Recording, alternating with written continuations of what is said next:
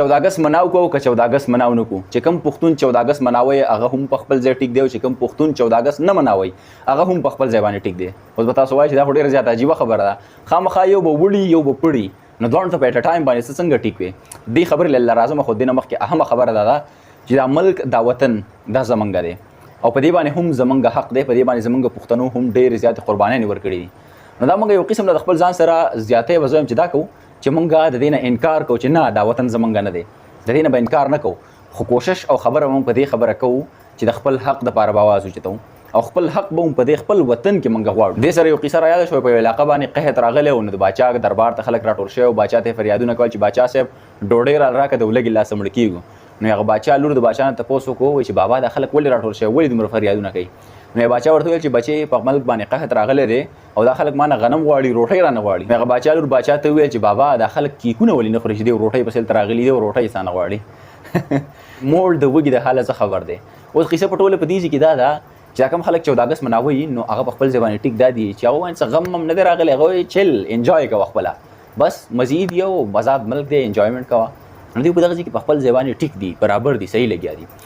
خو دا کوم کس چې وایي 14 اگست زه نشم مناولی نو دې ته ګناه نشته وروره او هغې په دې وجه ورته ګناه نشته دی چې دې غریب ته شهیدان پراته دي او دې غریب ته مړي پراته دي. لکه زه اوس یو کس د مړي نه راپاڅوم چې ته راپاڅېږه زما سره ډنګ ډونګ وکړه ډول بجاو وکړه ازادي مناو وکړه ته ازاد یې او ته خوشحالي وکړه. نو چې ما ته مړی پروت دی د مړي په حال کې زه ازادي څنګه وکړم او د مړي په حالت کې زه خوشحالي څنګه وکړم. نو دا دواړه په دغه ځای کې ټیک دي. هغه هم په خپل ځای ټیک دی ځکه چې هغه غم نه دی لیدلی او دا هم په خپل ځای ټیک دی چې دې ته غم پروت دی. خو دې نه غټه اشاره دې ته دا کېږي چې موږ پښتانه په خپل منځ کې څومره ډېر زیات غټ په اتفاق یو ځکه چې موږ په یو ډایرکشن کې په یو لاین باندې نه ځو. هغه په خپل لاین روان دی زه په خپل لاین روان یم. هغه وایي چې په ما باندې راته ده ما ته څه مسله نشته دی زه ټیک ټاک یم په تا دې یو لس ځل شي. مطلب هر سړی خپله خپله لار ګوري او هر سړی خپله خپله فاصلت وی کوي او هر سړی په دې سوچ کې دی چې بس په ما باندې راحت دی ما ته څه مسله نشته دی نو یې دي په تا باندې که نه زه په تا باندې څه وکړم. ټوټل غلطي په موږ کې ده. ولې چې موږ پښتانه بې اتفاقه یو دغه وجه ده چې درېمګړي ته موږ داسې په پلیټ کې پراته یو او هغه راباندې چې څه لوبې کوي بس هغه راباندې کولی شي. دلته کې زموږ د پښتنو په خپل منځ کې جوړ نه راځي نو هلته کې به موږ مخ په وړاندې بیا څه وکړو. پاکستان زموږ ملک دی زموږ وطن دی او زموږ نیکونه د پخوا صدۍ داسې په دې ملک باندې آباد دي. د دې ملک نه انکار کول د خپل ځان سره یو قسم له ناانصافي کول دي. نو دا خبره به هم نه کوو. د دې ملک سره خپله مینه هم کوو دا ملک زموږ هم دی.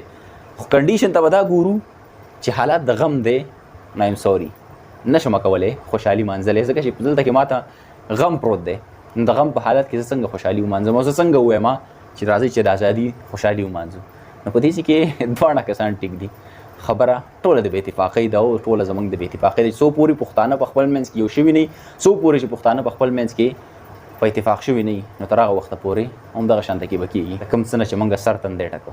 خپله رایه راسره کمنټ کې شامله کړئ چې تاسو به 14 اګست مناوئ او که نه. ملاویږو نوي ویډیو کې تر هغه ته مال راکړي اجازت. الله پامان.